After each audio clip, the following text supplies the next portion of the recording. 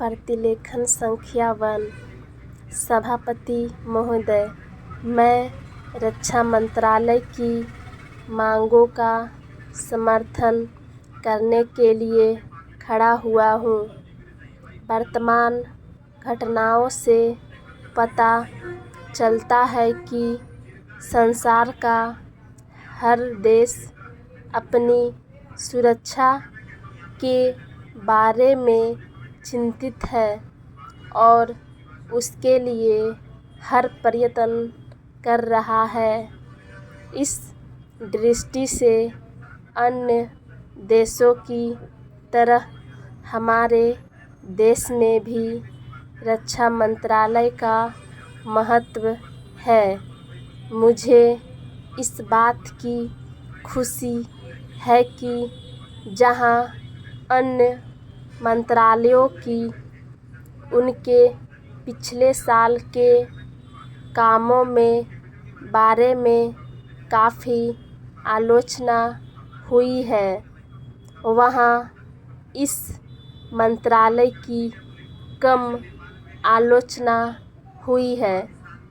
इससे पता चलता है कि इस मंत्रालय ने पिछले साल अच्छा काम किया है। मोटे तौर पर किसी भी देश की सुरक्षा नीति का लक्ष्य होता है कि दूसरे देशों, खास तौर से पड़ोसी देशों के साथ मित्रता के संबंध स्थापित हो और हम एक दूसरे के मामलों में हस्तक्षेप ना करें, लेकिन उसके साथ यह भी ज़रूरी होता है कि हम अपने देश की सीमाओं और अखंडता की रक्षा करें। इसीलिए हमारे देश का यह कर्तव्य हो जाता है कि हम अपने पड़ोसियों के कार्यों में पूरी नज़र रखें, क्योंकि आज तक हमारे देश पर संकट आए, वे हमारे पड़ोसियों से आए हैं। 1965 में पाकिस्तान के साथ जो लड़ाई हुई और उसके बाद ताशकंद में जो समझौता हुआ, वह सिर्फ कागज़ पर ही रहा। पाकिस्तान ने उस पर कोई अमल नहीं किया। इस दृष्टि से बहुत ज़रूरी है कि हम अपने देश की सुरक्षा की हर तरह से व्यवस्था करें।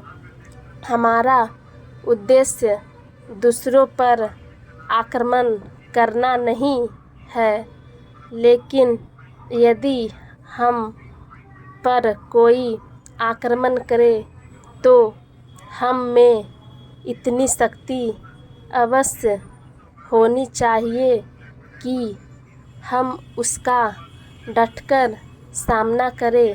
Paragraph change.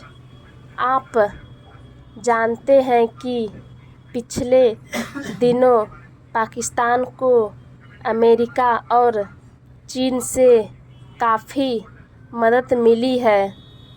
रक्षा मंत्रालय की रिपोर्ट में भी कहा गया है कि पिछले साल अमेरिका ने पाकिस्तान को 1500 करोड़ रुपए की फौजी सहायता दी है, जहां हम फौजी सामान के लिए अपने कारखाने की मदद से अपनी शक्ति बढ़ाने का प्रयत्न कर रहे हैं। वहाँ पाकिस्तान संसार के देशों से फौजी सामान खरीद रहा है। अपनी नीति के कारण यह सब देशों के लाभ उठा रहे हैं। मेरा सुझाव है कि हमको भी अपनी शक्ति बढ़ाने के लिए संसार के अन्य देशों से अधिक फौजी सामान खरीदना चाहिए। आज तिब्बत की सीमा पर चीन की 1.5 लाख फौज खड़ी है। स्टॉप।